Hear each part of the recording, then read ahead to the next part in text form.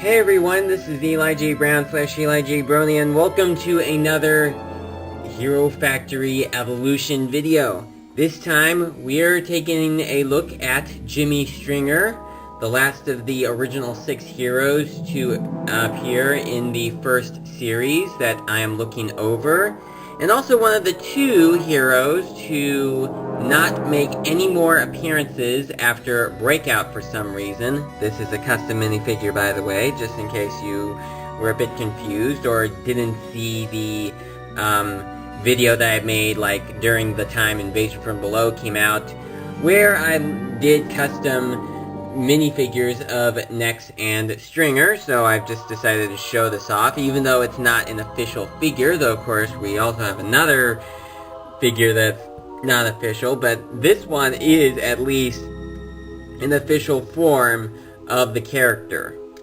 So this video will be showing off Jimi Stringer, the black hero of the Hero Factory series.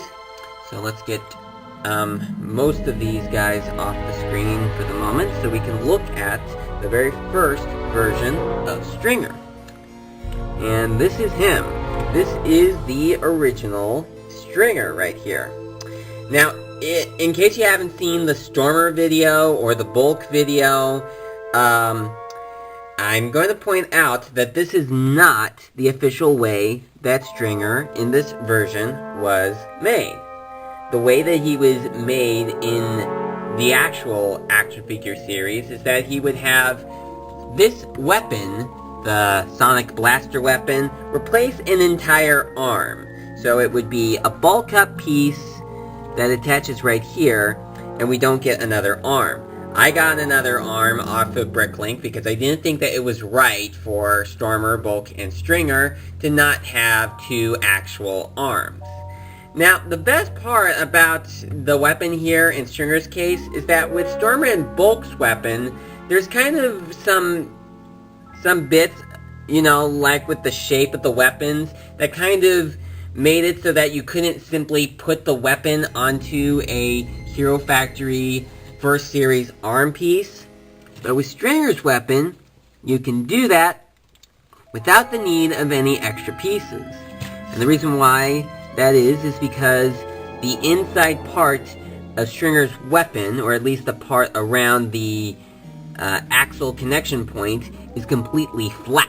So you can just attach it right there, no problem at all. Now, Stringer is one of the veteran heroes from the first series. He is not a rookie. He is one of the heroes that used, well, as I said before, one weapon that replaced an entire arm, and he also had a unique main torso piece. He had his very own style of torso piece in this series, which is something that Stormer and Bulk also had, while the 3 rookie heroes at the time, Furno, Surge, and Breeze, shared a main body piece. So this main body piece is found on Stringer. It is not found on any of the other heroes. It is unique to him. Now, Stringer in this series has orange arms and legs, and he also has a orange hero core. This one is slightly lighter than Bulk's hero core. They both had orange hero cores, but Stringer is in a slightly lighter orange. Now, the thing with Stringer is that he would not keep the same orange color throughout the whole series. In fact, over the different series, Stringer would continuously have different colors right next to black. Black is his main color. It's the color that he's always had, but the secondary color would change from each series.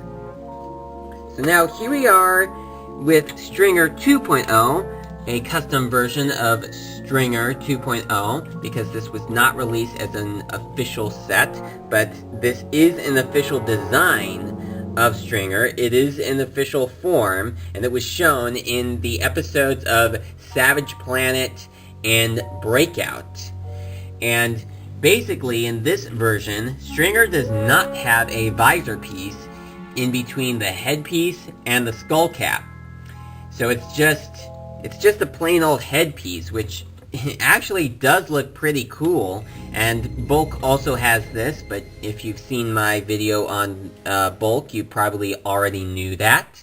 Though, of course, actually, as of the time of the recording of this video, I haven't even uploaded that video yet, but by the time you are watching this video, it should already be out. Now, obviously, since Stringer 2.0 was not officially released as a set, the movie version of Stringer 2.0 is basically a clone of Stringer 3.0, having the same armor arrangement as Stringer 3.0. This should be an exclusive printed piece, but that sort of piece just does not exist, so I used a black one instead. And this time around, I did actually make a weapon right here, but don't worry, I will make one for Bulk eventually.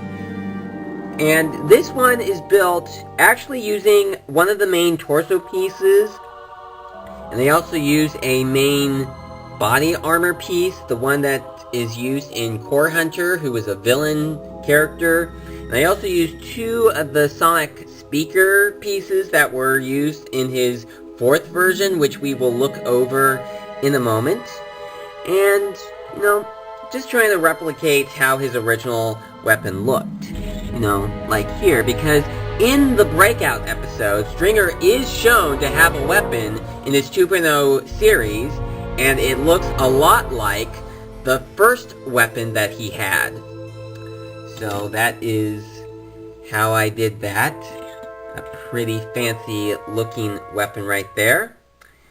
I'm not quite sure if he would have had this sort of weapon if Stringer was actually officially released as a set in his 2.0 series. I kind of would think that maybe as a special edition set, like Bulk and Stringer could appear in a Titan set fighting against another villain in the series. You know, like it's revealed that Firelord actually has another minion who didn't attack at that fuel station at the same time the rest of the fire villains did, and then Bulk and Stringer would be sent to go attack him. I personally think that LEGO should have done that. They probably could have hired me to give off good ideas. I could have told them to do that. But oh well.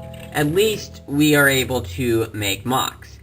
Oh, and for those of you that didn't see my Bulk video or any other video that I have made that explains this, the skull cap is painted.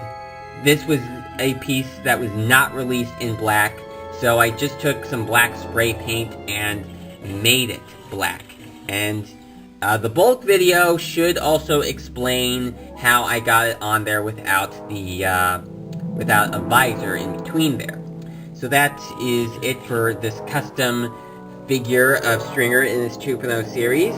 Now let's go on to his next official version, Stringer 3.0.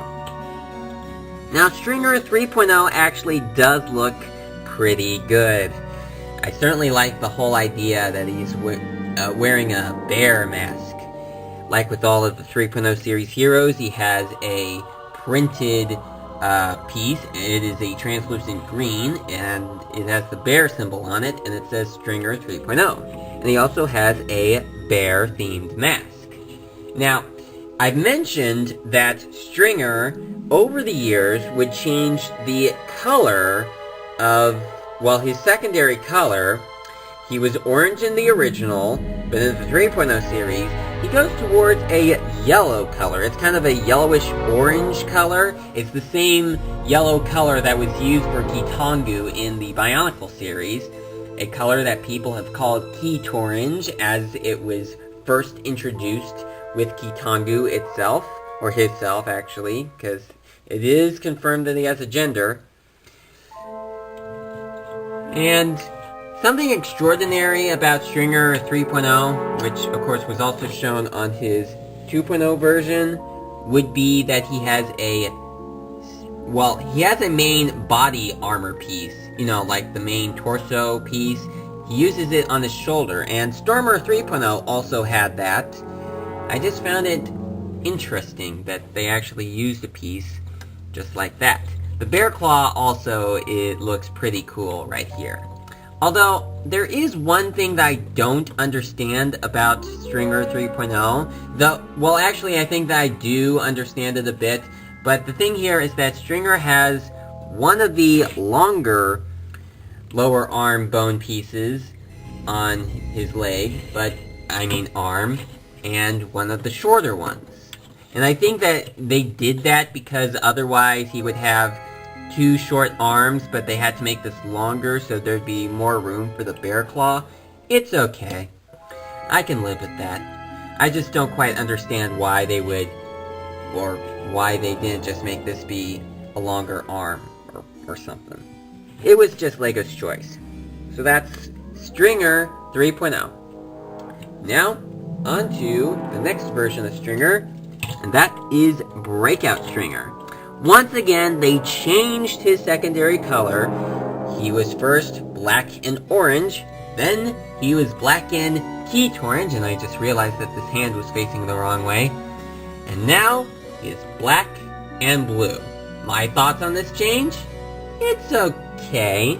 I do personally think that the black and peach orange color combination worked out pretty well for Stringer since it identified his personality and such. But, you know, the blue color does look pretty good. It is certainly an interesting change for Stringer. He doesn't have an orange headpiece underneath his mask anymore. It is now a blue headpiece to match up with the rest of the new theme that he is going here. Like with all the heroes in the Breakout series, he has a printed main body piece, and in this case it is these sonic speakers. And something really interesting about Stringer in this form is that his main torso piece is in a translucent color. So that's pretty much my favorite part about this version of Stringer. The sonic speakers on his shoulders are also pretty cool looking too. I really like those. And I also really like what they did with his weapon here. It kind of looks like some sort of a guitar, which is something that a lot of other people have pointed out. And, like with all the heroes in this release of sets, he has a set of handcuffs. The ones here is 1 length instead of 3, because I just thought that the 3 links were too many. And he needs to use those handcuffs so he can capture Voltix, the villain that Stringer was sent to recover after the breakout. Sadly though, this was the last official version of Stringer that we got. He, along with Nex, as I've said before, did not appear again after this series. He didn't appear for Brain Attack, he didn't appear for Invasion from Below. He was pretty much gone by that point. Although a lot of people at the time were rumoring that he and Nex were dead. But I think that those sort of rumors have, by this point, debunked, and we never got an official explanation that Nex and Stringer were dead. I mean, I do remember one person said, it said that Team Alpha heroes were dead. Well, how do you know that Team Alpha doesn't just consist of the 9 heroes that we've known throughout the series? Plus, as I said, LEGO never officially confirmed it, so I'm pretty much going to conclude that they did not die. But now, I'm going to look at the last version of Stringer that I have. It's not an official version, the Minifig version. This is a custom version that I've made by spray painting a Stormer minifigure and giving him a orange headpiece underneath there. Yeah, I really don't understand why they couldn't have just brought Nex and Stringer back for the Invasion from Below series, because, well, it was the last series, and they were using minifigures by that point. There weren't a lot of large action figure sets released. They really could have gotten away with releasing Nex and Stringer in minifigure form. It would have been really good since they were releasing multiple minifigures more than once, you know, in multiple different sets. So why couldn't they have released Nex and Stringer? I don't know. Alright, as per usual, line up. Okay, I'm doing this, I'm doing this because I'm not quite sure how tall, or which one of them should be the tallest. Because I've noticed that in a number of my other lineup pictures that... Okay, I think that this should be the accurate line.